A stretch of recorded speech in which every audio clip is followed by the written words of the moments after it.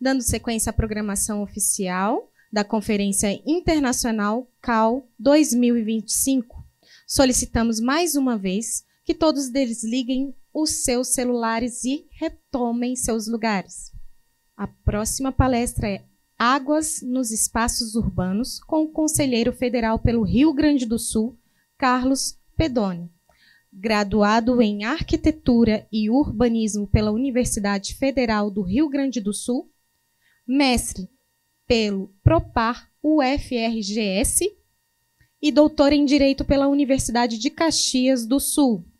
Professor de projeto na UCS, é assessor técnico da Divisão de Proteção ao Patrimônio Histórico e Cultural de Caxias do Sul e diretor técnico da Royal Arquitetura.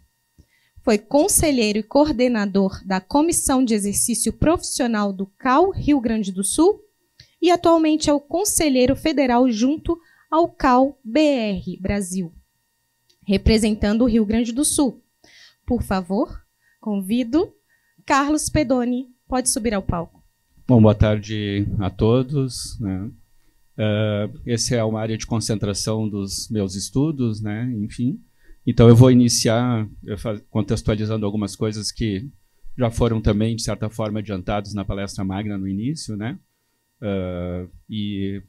Eu acho que, vamos dizer assim, esse assunto ele passa a ser, vamos dizer assim, importante nesse momento que a gente vive, né, esses eventos climáticos extremos, né? Mas já antes disso, antes de ocorrer os eventos no Rio Grande do Sul, que casualmente também o colega, né, Yang Shou mostrou também no início, né? Esse já era uma área de estudo minha também, né? Bom, pontuar algumas coisas iniciais que eu acho que para a gente poder também se colocar nesse contexto, né? Em 1976, ou seja, 4 anos depois do relatório Brundtland, né, que marca, né, para aqueles que estudam essa área ambiental, né, enfim, já esses 3 geógrafos, né, eles colocaram uma questão que é bastante importante para a gente, né? Que os desastres eles são mais uma consequência de fatores socioeconômicos do que naturais.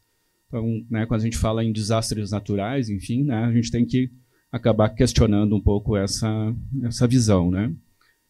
Também um geógrafo, né, o Gilbert Fowler White, ele que é chamado nos Estados Unidos aquele que vamos dizer assim, se ocupa da questão das inundações também, né? Ele tem esse título por cima, né? Ele observa que os eventos naturais, eles focalizam um aspecto de complexo processo pelo qual o homem interage com forças físicas, os sistemas físico e biológico, né? Cada parâmetro da biosfera, sujeito à flutuação sazonal, anual ou secular, consiste no impacto para o homem na medida em que seu ajustamento à frequência, à magnitude ou desenvolvimento temporal dos eventos extremos é baseado em conhecimento imperfeito, né? Então, isso também é importante a gente ver que nós não temos uma previsibilidade, né, em relação, né, aos eventos climáticos. Ainda o White, né, ele observa que onde existia previsão acurada e perfeita do que poderá ocorrer e quando ocorrerá na intrincada malha dos sistemas atmosféricos, hidrológico e biológico, não ocorrerá desastres, né? Então, o que a gente viu, inclusive, na palestra de abertura, ela vai nessa linha de entendimento também, né? E aqui ele vai colocando isso, né, que, de modo geral, os eventos extremos apenas podem ser antevistos com probabilidades cujo tempo de recorrência é desconhecido.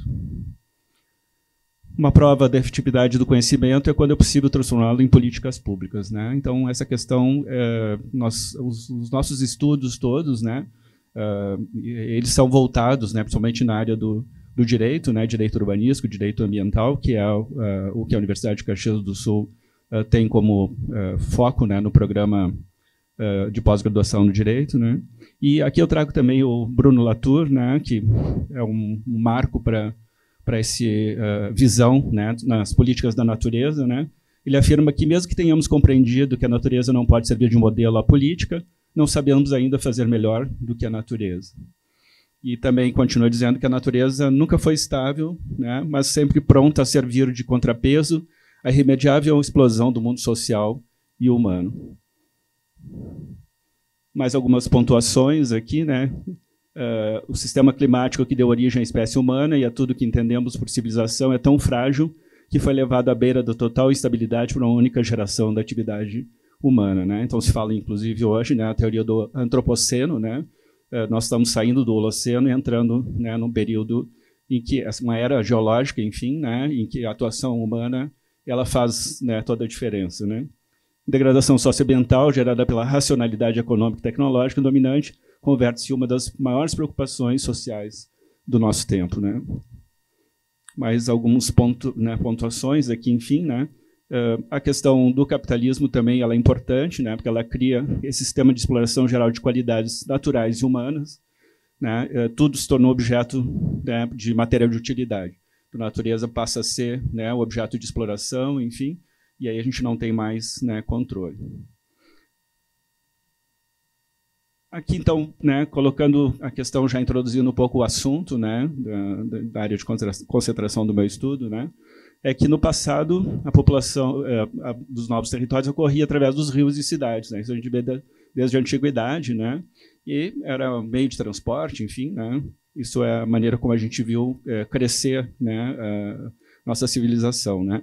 E nessa época as inundações elas ocorriam somente devido ao processo natural climático dos anos mais chuvosos, atingindo as pessoas que ocupavam as áreas de maior risco, né? A população geralmente entendia esse processo e se localizava nos locais mais altos, apesar de ser surpreendida das maiores inundações, em média a cada 50 anos. Essa era, né, a recorrência, né, desses eventos, né? Hoje nós temos já uma periodicidade bem mais, enfim, apurada aqui, né? Sendo eventos raros, era possível conviver com esse cenário. Muita sabedoria da convivência com os rios foi aprendida ao longo do desenvolvimento da humanidade. A sociedade moderna esqueceu muitos desses ensinamentos, né, no acelerado processo de ocupação dos espaços, né? Então, a ideia é de que a gente precisa retomar um pouco esses conhecimentos do passado, né, para a gente poder ver que, na verdade, nós temos que...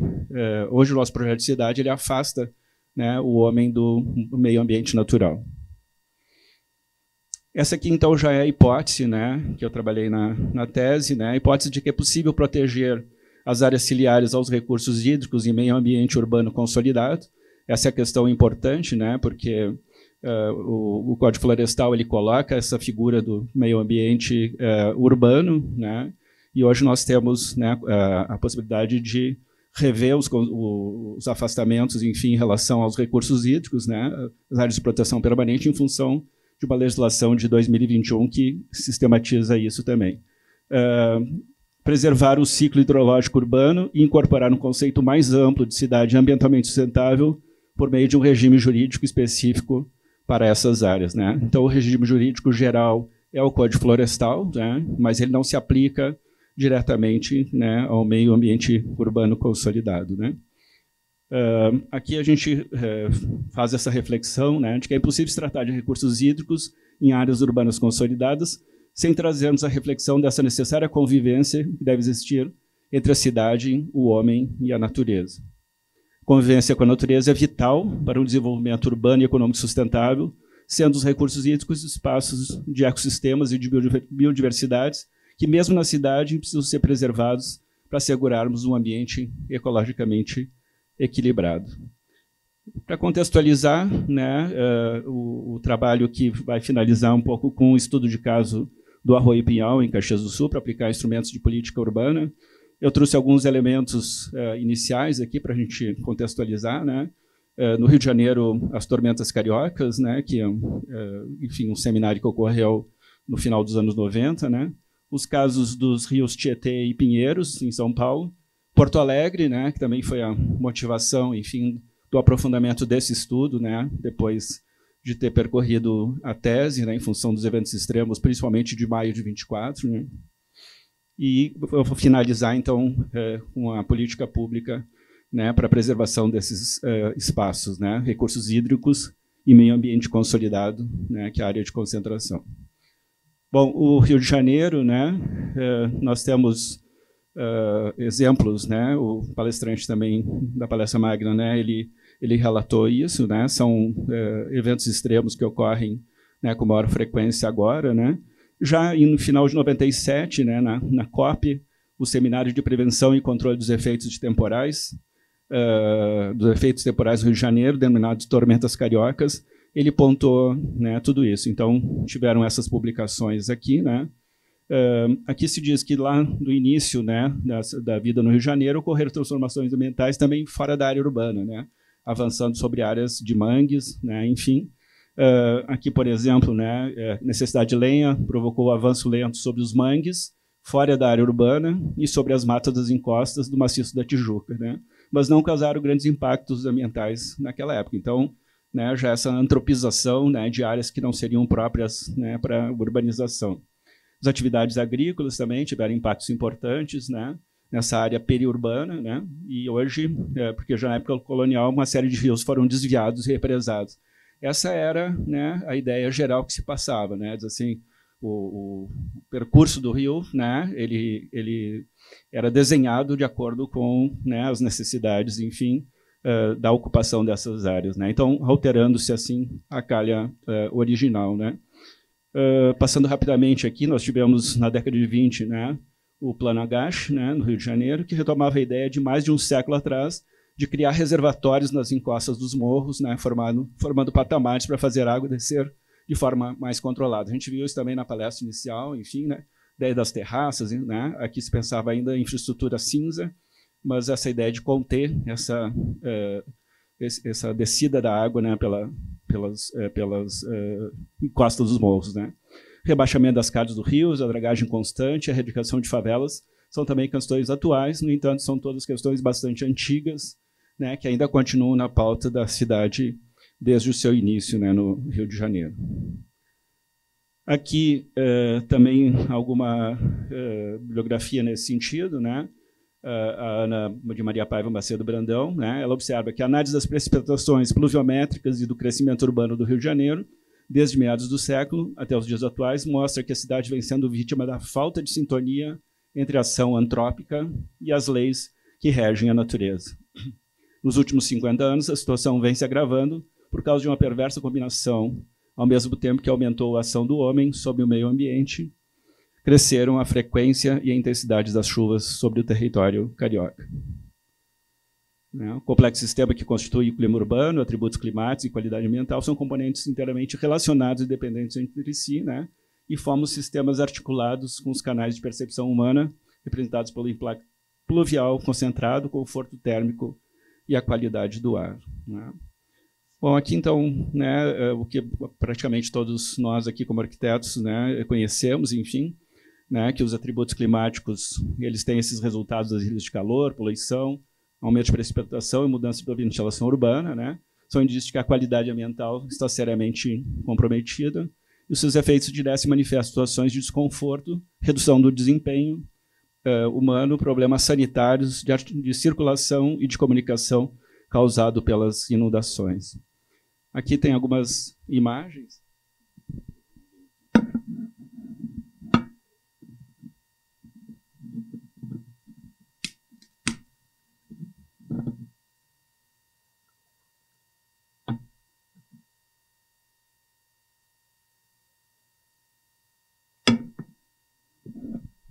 Então, isso sobre o Rio de Janeiro, né?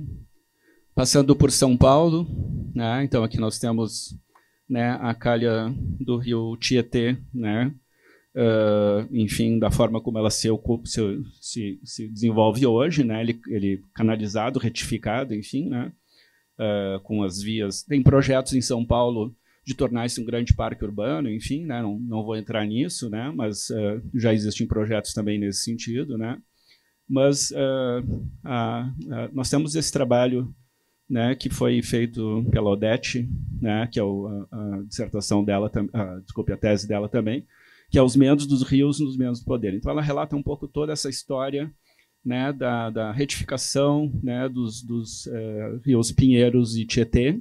É uma história longa, enfim, eu não vou me deter aqui. Para aqueles que, enfim, se interessarem, eu acho que vale a pena a leitura, né?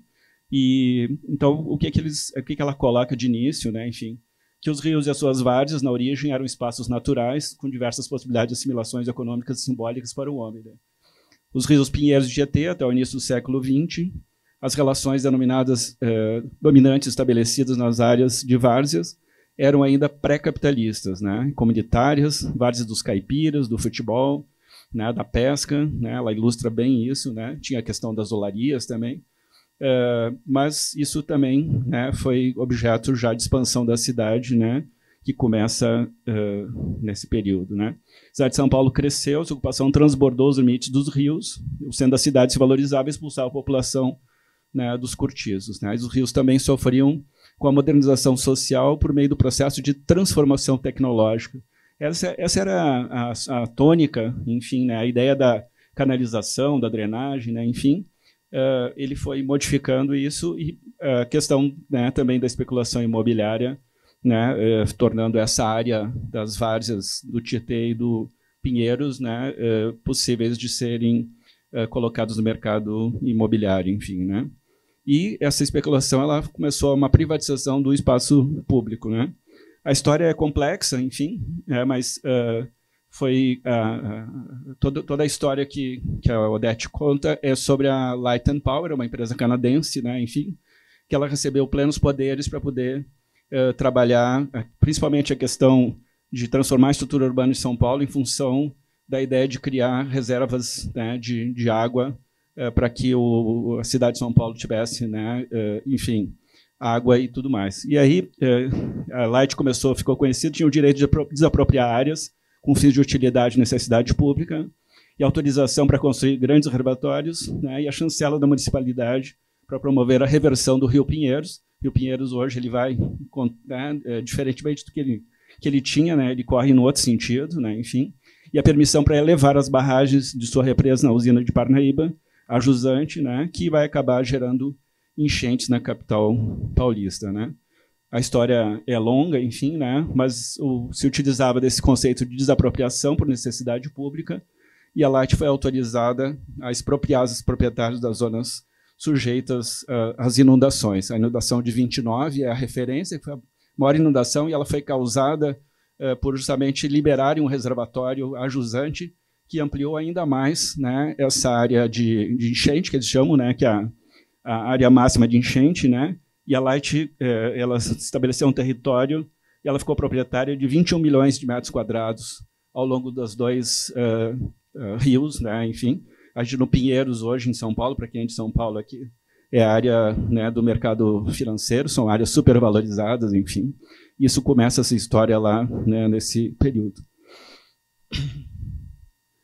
As desapropriações elas afetariam os mais diversos personagens, né? Tinha grandes proprietários de áreas, né, como o Jockey Club, o Esporte Clube Germânia, que é o Pinheiros, enfim, mas também pequenos proprietários. E aí tem a figura da contribuição de melhoria, que vai aparecer um pouco mais adiante aqui, né? E são essas pessoas, né, esses pequenos proprietários, eles não tinham capacidade de contrapor ao poder da Light, né, que passou a fazer desapropriações em bloco, né, e conseguir fazer essa transferência do patrimônio público, né, dessas pessoas e patrimônio público também para a empresa canadense, né. A figura aqui é a figura que se fala da contribuição de melhoria, né, porque eles iam fazendo melhorias, né, e eles teriam que contribuir. Muitas inclusive a prefeitura de São Paulo também pagou contribuição de melhoria, né, empresas públicas também, além da prefeitura, né. Então essa violenta onda de desapropriações empreendidas pela Light materializa como os negócios da empresa foram muito além da reprodução do seu capital. Estava em jogo fundamentalmente uma acumulação primitiva de capital em pleno século XX, né, sustentado legalmente pela prefeitura. A autora ela traz vários documentos, esse livro é bastante interessante em termos de recontar essa história toda também. E aí o David Haber, né, que é um economista conhecido também, começou essa ideia de destruição criativa, né, que é a formação de uma natureza remodelada pela ação humana, especialmente intensa com a propagação do capitalismo. Aqui, por fim, né, esse processo de transformação, né, é uma separação dos rios, né, como um espaço de representação da vida, da sociedade, né, e isso, né, reflete toda essa ideia de um processo de modernização social. Aqui, só para ilustrar um pouco, né, não trouxe muitas imagens, mas aqui a gente enxerga, né, os meandros do rio, né, esse aqui é o Tietê, se não me engano, né? E ele foi retificado da forma como hoje conhecemos lá, enfim, né, as marginais e essa calha toda retificada, né? E essas áreas marginais todas, que eram objeto da inundação, né, elas foram todas jogadas no mercado imobiliário pela Light. Aqui também uma imagem, né, que mostra aqui, né, a calha do rio, né, e aquilo que senhoras que são de São Paulo ou que passam por lá devem conhecer bem essa imagem aqui também. Vamos para Porto Alegre, né? Porto Alegre tem essa imagem linda do Guaíba aqui, né? Enfim, lá o gasômetro, para quem conhece Porto Alegre, né? E o que acontece, né? Nós temos um marco histórico em Porto Alegre, que é a enchente de 41, né? Já tem algumas expressões, minha família é de Porto Alegre, né? Eu atualmente moro em Caxias do Sul, e tinha uma expressão que chamava o abobado da enchente, né? Porque as pessoas ficaram, né, desorientadas com aquela enchente, né? Então a brincadeira o meme, né? A gente chama de meme, era o abobado da enchente, né? Isso está relativamente a 1941, a maior enchente da sua história, né? Então aqui tem um pouquinho do que era, né? Em 10 de abril de 41 começou a chover, uma chuva que só parou no mesmo dia 15 de maio, né? Foram, no total, 15 dias ininterruptos de chuva, isso está no Diário de Notícias, né? Depois da tragédia, a preocupação dos governos era que isso não se repetisse na história também, né? Na época, os estudos e teorias mostravam que a recorrência da calamidade era de 370 anos, né? Vejam como, né, o que a gente tinha isso de recorrência dessas. Isso ocorreu agora em maio de 24, né? Então temos aí 80 anos, né? Enfim, de diferença entre as duas, né? Já em 49 ficava pronta a primeira parte do que viria a ser o sistema, ficou errado ali, de proteção contra as cheias, que acabou entrando em falência, né? Por uma série de problemas que eu não vou abordar aqui, de manutenção das casas de bombas, enfim. Mas Porto Alegre tinha, né, e tem ainda um sistema de proteção contra as cheias também. E aí nós vamos entrar muito nessa questão de geografia, enfim, né? Mas a chuva castigou não apenas Porto Alegre, mas ela caiu em todas as outras rios do Rio Grande do Sul, né, que desaguam no Guaíba, né, que foi o que ocorreu também. O problema de 24 agora também não foi a chuva que caiu em Porto Alegre, mas a chuva que caiu em toda a serra e desceu para Porto Alegre via todo as bacias, né, enfim, os rios que contribuem para o Lago Guaíba, né, enfim. O Lago Guaíba, naquela época, subia 3,5 cm por hora, totalizando 4,76. Esse é o número histórico que acabou sendo ultrapassado em 24 também. Então, esse aqui é o índice pluviométrico. Na época, pulou de 110 milímetros para 678 milímetros nesse período que choveu. Isso aqui só trouxe uma imagem, né, para quem conhece lá Porto Alegre, né, o Margs, né, são dois edifícios históricos, lá está a parte do Guaíba lá no fundo. Essa é uma das figuras, né, que marcam essa época aqui também. Mas aqui a gente tem um pouco desse histórico aqui também para a gente poder ver. Na verdade, o CEMADEM, né, que é o Centro Nacional de Monitoramento de Alerta e Desastres Naturais, ele emitiu uma nota técnica, né, justamente em função das cheias de maio de 24. E essa nota técnica ela faz uma cronologia dos estudos nacionais relacionados ao risco de inundações, né, considerando o clima do presente, mudanças climáticas futuras e avaliações englobando o estado do Rio Grande do Sul. É uma avaliação para todo o Brasil, mas acaba se focando muito no Rio Grande do Sul e Santa Catarina também. Então, a nota técnica ela apresenta estudos que tratam do risco climático associado a inundações, reiterando a importância dos avanços alcançados como uma das alternativas mais confiáveis e eficazes para direcionar ações prioritárias de adaptação e redução do risco de desastres que têm sido exacerbados pelas mudanças climáticas. Os resultados foram publicados em 2016, né? Enfim, uma parceria do CEMADEM, né, com o Ministério da Ciência, Tecnologia e Inovação, né? E para o caso do Rio Grande das inundações, o destaque está para a região sul do país, especialmente o estado do Rio Grande do Sul. Acho que a Palestra Magna também mostrou os rios voadores, né? Eles saem lá da Amazônia, percorrem, né, a parte a oeste, né, do Mato Grosso, da região centro-oeste, e eles entram de novo pelo mar, pelo Rio Grande do Sul. Né? Então, nós vamos ver isso, né, ocorrer com maior frequência também. Né? E depois teve esse estudo encomendado, né, para aprimorar os resultados de 2016, né, chamado Identificação de Vulnerabilidade dos Municípios Brasileiros aos Impactos Biofísicos e Socioeconômicos associados à mudança do clima. Né? E aqui, de novo, né, a região do Rio Grande do Sul, da região sul, né, em especial o estado de Santa Catarina e Rio Grande do Sul, eles são destaques, novamente, nesses estudos. Né? Então, esses estudos de 2021, né, foram considerados novos modelos climáticos. Aí a gente sabe, né, o Acordo de Paris, né, que ele fala de 1,5 grau, né, que seria o limite, mas esses estudos eles olham para esses outros cenários, né, de 2,9, 2,0, 2,0 e 4 graus centígrados, né, e eles consideram que o elevado impacto potencial de inundações no estado do Rio Grande do Sul. Essa é a conclusão desse estudo de 2021.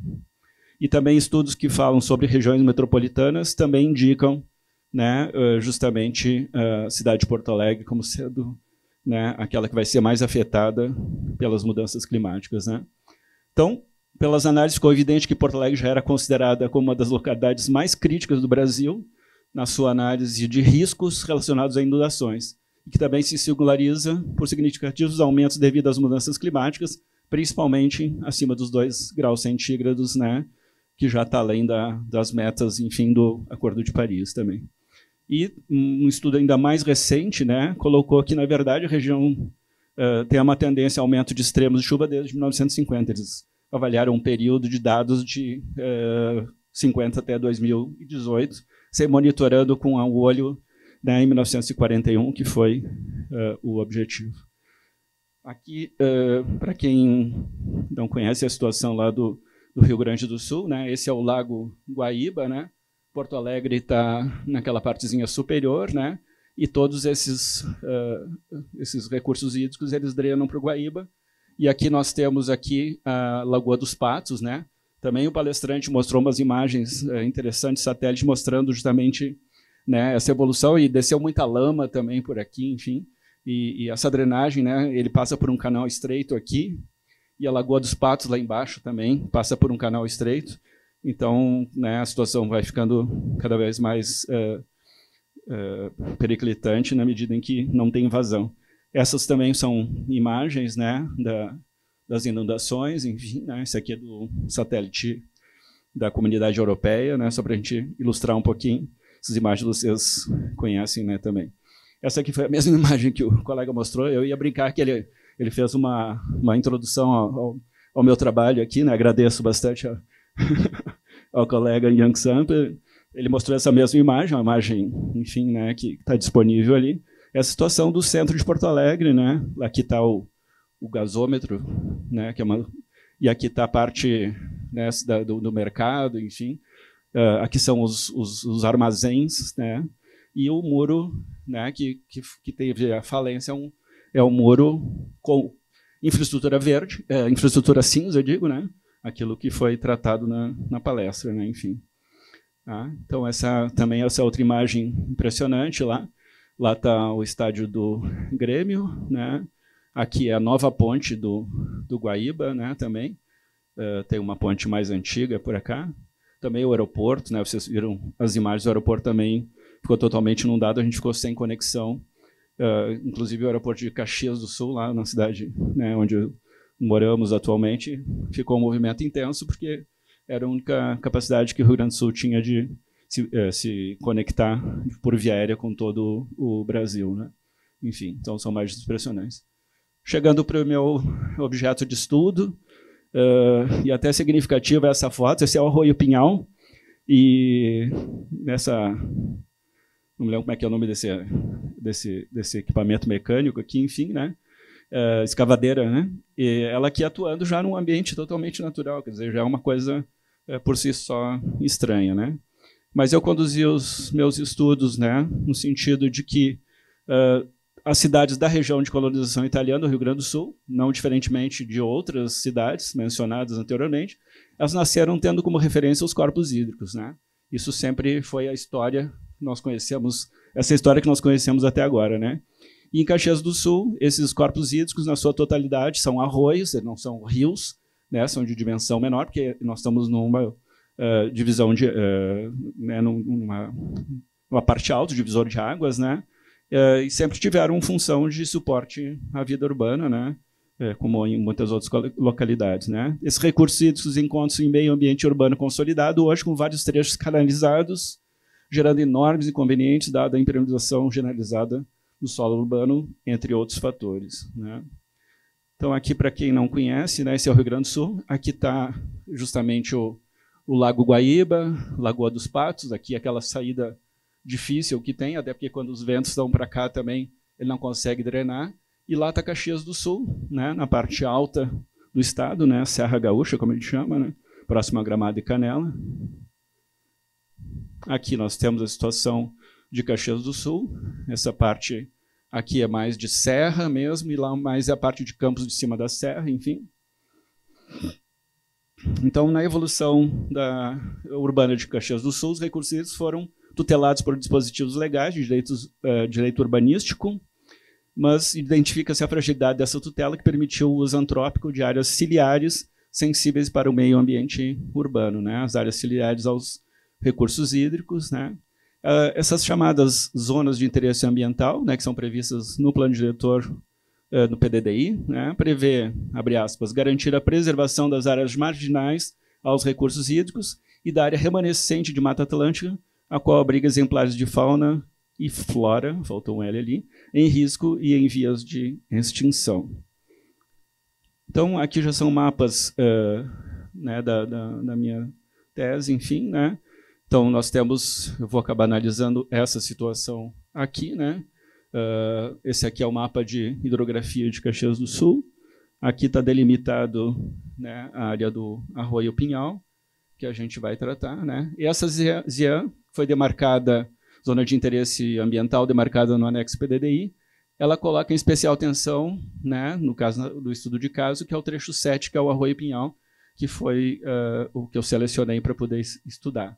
Até porque esse recurso hídrico ele está totalmente dentro do município de Caxias do Sul, porque a dominalidade das águas, né, ela não é do município, ela é do Estado, né, e ela é da União, né? Então, aqui foi interessante porque a política pública municipal, né, nesse caso, ela pode atuar, porque é um recurso hídrico que ele nasce e desemboca dentro do município, né? Então, por isso que eu selecionei também, né, esse aqui para o estudo de caso, né? Tratando da efetividade da proteção de áreas ciliares aos recursos hídricos no meio ambiente urbano, observamos que esses têm sido tratados de modo diferente de como são no meio ambiente natural. Na maioria dos casos, a proteção é flexibilizada, dado o interesse social e motivada pelo impasse conceitual que se refere às áreas urbanas consolidadas, né? Esse é o objeto das leis, né, que hoje geram o diagnóstico socioambiental para poder trabalhar com a flexibilização, né, daquilo que diz o Código Florestal, né, que são, no caso de Caxias do Sul, são 30 metros de proteção para cada lado dos arroios com menos de 10 metros. Né? O que acontece aqui também? Né? Nós estamos aqui no espírito, né, do Plano Municipal de Conservação e Recuperação da Mata Atlântica de Caxias do Sul, cujo objetivo geral consiste em, abre aspas, formular, implementar e monitorar programas ambientais que direcionarão as políticas públicas de planejamento e gestão ambiental do município. Tratamos na tese como área de intervenção a microbacia do Arroio Pinhal. Né? Então, a gente firma essa posição de que o planejamento da ocupação sustentável das áreas de preservação permanente urbanas deve necessariamente garantir que essas áreas atendam sua função ambiental. Esse aqui é, então, a gente olhar num plano macro, né, esse aqui é a bacia do Rio Caí. Nós temos ali marcado em verde a contribuição, né, ao Rio Caí, que é o principal, enfim, o Arroio Pinhal, né, que está dentro do município de Caxias. Né, vejam como é bem, né, vascularizada, né, essa rede, né, enfim. Tá? Aqui, então, já é o recorte, né, da microbacia do Arroio Pinhal. A área urbana de Caxias do Sul está lá. Aqui é Galópolis, né, que é uma localidade também que sofre bastante, né, o impacto. Aqui é um mapa de declividades, né, ele vai cair, aqui ele deságua na divisão com o município de Nova Petrópolis, ele deságua no Rio Caim, que é o limite municipal também. E aqui a gente tem uma atualização, né, daquilo que o município marcou como sendo zona de interesse ambiental, a ZIAN, que está fora da área urbana, né? Então, aqueles recursos hídricos que estão em meio ambiente urbano, eles não estão protegidos pela zona de interesse ambiental. Simplesmente isso ocorre após Galópolis aqui, o que não alivia a possibilidade da gente trabalhar, né, nessa parte que está em meio ambiente urbano consolidado. Bom, esses são mapas em escala que eu vou avançando depois dos estudos, né? Então, os procedimentos metodológicos para desenvolver o estudo de casos da microbacia do Arroio Pinhal centram nos elementos gráficos, mapas desenvolvidos em diversas escalas, de modo a identificar situações típicas, né, que orientem a seleção de instrumentos de política urbana, da política ambiental e da política fiscal tributária para cada trecho. A originalidade da tese, né, ela está na ideia da gente combinar instrumentos de política urbana, que é o assunto, enfim, que provém do Estatuto da Cidade, né, que é a nossa área de atuação, instrumentos da política ambiental, né, que depois foram selecionados também, e combinar também com instrumentos de política fiscal tributária. Então, usar esses três planos, né, essas três políticas, para poder compor, né, e poder proteger esses recursos hídricos, né? Na verdade, proteger as áreas ciliares aos recursos hídricos. Essa é a ideia, né? Então, o objetivo do mapeamento, que parte da escala mais panorâmica, localizando a microbacia do Arroio Pinhal no contexto da bacia hidrográfica do Rio Caí, que foi que eu mostrei antes, escala 1 para 200 mil, passando por escalas intermediárias, né? E eu chego em setores ampliados em 1 para 7.500 como escala, né? Que visa identificar situações concretas de propriedade da terra, entre outras características vinculadas à matriz de suporte à decisão. Esse é o elemento também de originalidade, né? Porque os gestores públicos, de certa forma, para atuar nessas questões, eles têm dificuldade de fazer essas conexões. Então, e a gente sabe que a decisão ela é uma decisão sempre política, né?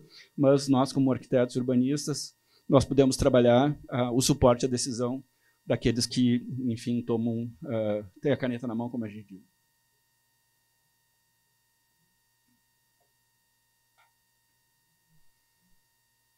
Então, esse aqui é um dos mapas, ainda na escala 1 para 25 mil, acho que é, depois eu vou me lembrar aqui direitinho. Então, aqui nós temos justamente os tributários, né, porque os afluentes do Caí, o afluente do Caí é o Arroio Pinhal, e na nomenclatura a gente chama de tributários, né, esses outros recursos. Aqui estão as nascentes deles, né, com as propriedades, aqui já tem as propriedades, né, aqui já é fim da área urbana, enfim, por enquanto, né, fora do perímetro urbano.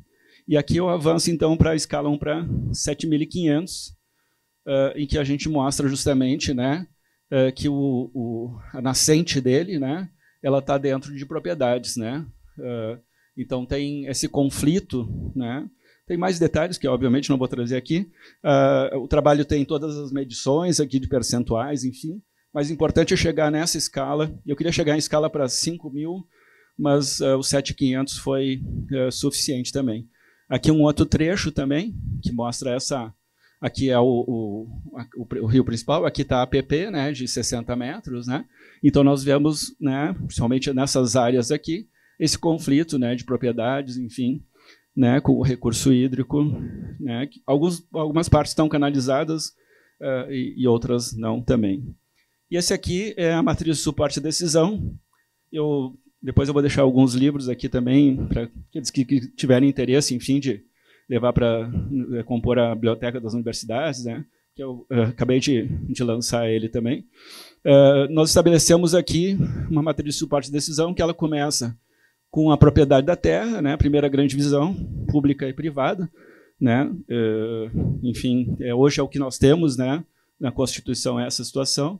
Dentro da área pública, no que é o plano diretor de Caxias do Sul, nós temos a finalidade de parques e praças, equipamentos e sistema viário, né? Isso é que determina essa finalidade, enfim, né, da terra pública, né? E da terra privada nós trabalhamos com duas categorias, que é a categoria do solo parcelado e o solo não parcelado, porque isso tem diferença bem grande se eu estou trabalhando com uma gleba ou se eu estou trabalhando com um lote, enfim, que já está sistematizado, né? E aqui eu estabeleço algumas classificações também que nos ajudam a entender, né? O solo parcelado, né? O mais importante é entender se ele está edificado ou não edificado, né? Isso vai mudar também a forma de contemplar isso, né? E no caso da propriedade privada e o solo não parcelado, né? Se ele tem uso ou não está com uso. Pois outras categorias para ajudar no suporte à decisão, que é características do tratamento, com ou sem cobertura vegetal, com via pavimentada ou não, enfim, né? Estabeleci algumas categorias interessantes nesse sentido. Ainda coloquei esse terceiro elemento aqui, que é a atividade de uso, né? Para a gente poder ver o estágio de regeneração, por exemplo, né? O uso atual, enfim, tem alguns elementos aqui importantes, o tipo de uso edificado também, que obviamente na questão habitacional isso fica tudo mais delicado, né, para a gente trabalhar.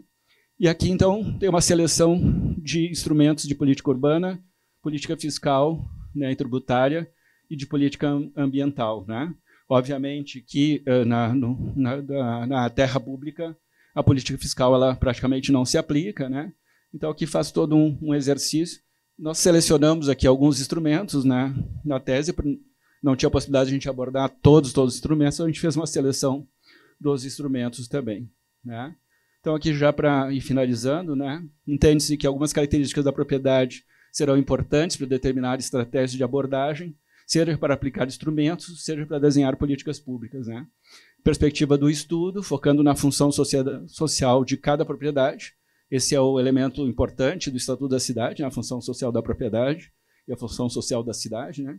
É a construção de uma política pública com visão panorâmica sobre a área de intervenção, microbacia do Arroio Pinhal, que tenha como objetivo recuperar a função ecológica das áreas ciliares aos recursos hídricos e meio ambiente consolidado por meio de um regime jurídico específico, que o regime geral é o Código Florestal e, obviamente, né, o plano diretor, que deixa em aberto, né, eu tinha esse link, né, no plano diretor, que ele falava na microbacia do Arroio Pinhal, mas não determinava nem programas, nem projetos para isso, né? Enfim, também. Essa é a situação que a gente encontra lá.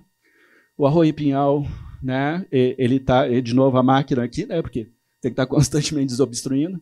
Essa é a situação do recurso hídrico que, enfim, está contido, né, como já foi extensamente colocado, né, na palestra magna, né, por infraestrutura cinza de contenção, né, não trazendo nenhum benefício, enfim, né, para as pessoas, né, simplesmente com, né, esse tipo de situação que é degradante, né, enfim, dá até um arrepio de olhar, né, um recurso hídrico nessa condição aqui também. Considerações finais, né, uma tradução livre aí do Aristóteles, né, o que unifica a cidade é o interesse comum pela justiça e a finalidade comum de procurar a boa vida. A cidade deve permitir que os habitantes vivam, ao mesmo tempo, moderada e liberalmente no gozo do lazer. O homem não quer apenas viver, mas viver bem, né? Aqui está a bibliografia, né, as imagens, enfim, muito obrigado. Estou dando meu tempo. Tudo bem? Boa tarde. Boa tarde. Queria te agradecer, te parabenizar. E a gente está aqui, todo mundo celebrando o fato de que o palestrante principal é uma pessoa que lida com paisagem, né? Da aula magna de hoje cedo. E ele faz parecer para a gente, que é animador, que é uma solução relativamente simples de ser implementada. Pelo menos na parte do Brasil grande, que são cidades pequenas, né? Talvez não nas São Paulo, Rio de Janeiro, centros urbanos já consolidados, né? Que talvez seja mais desafiador.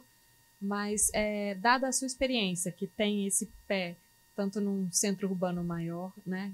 Pensando em Porto Alegre, Caxias, quanto num espaço menor do Arroio, a gente pode ter mesmo esperança, é simples, a gente pode pensar nessas soluções baseadas na natureza para a escala que a gente tem hoje de cidades no Brasil inteiro?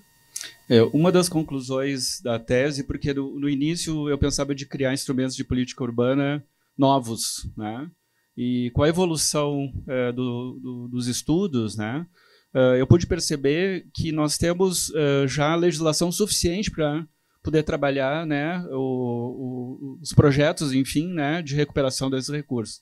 Eu tinha um norte também de que a operação urbana consorciada ela era a minha linha de horizonte, né? Então, selecionar, por exemplo, de repente, toda a microbacia, né, do Arroio Pinhal, pelo menos em meio ambiente urbano consolidado, como uma grande operação urbana consorciada, né, se daria para fazer. Tem outras planilhas que eu não trouxe aqui de acompanhamento, enfim, né, das políticas, né, tem um pouco de avanço nesse sentido, mas nós temos a legislação suficiente para isso, tá?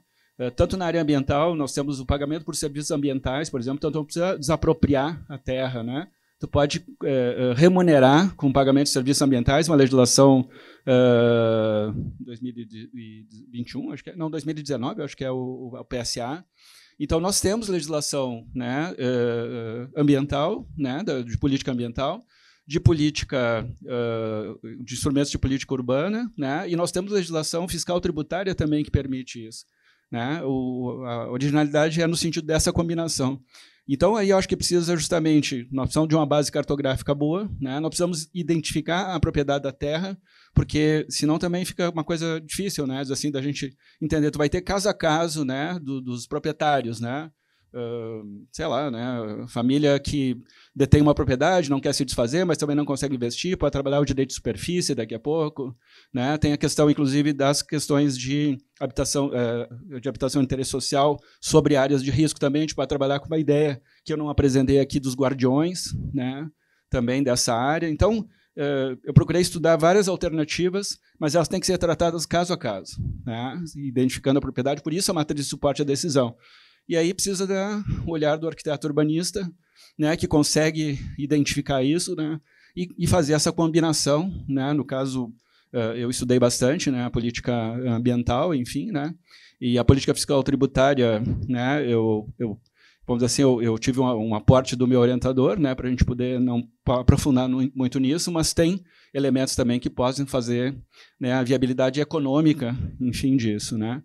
Então, acho que é possível, né, a conclusão é essa, né, mesmo em pequenos municípios, né, mas precisa ter a presença do arquiteto urbanista, né, que é a pessoa, obviamente, aí a gente tem, né, trabalhando sempre com equipes multidisciplinares, né, enfim, mas é o profissional que tem uma visão mais sistêmica e mais holística, né, sobre a cidade, né, enfim. Acho que sim, acho que temos esperança, sim, respondendo a tua pergunta.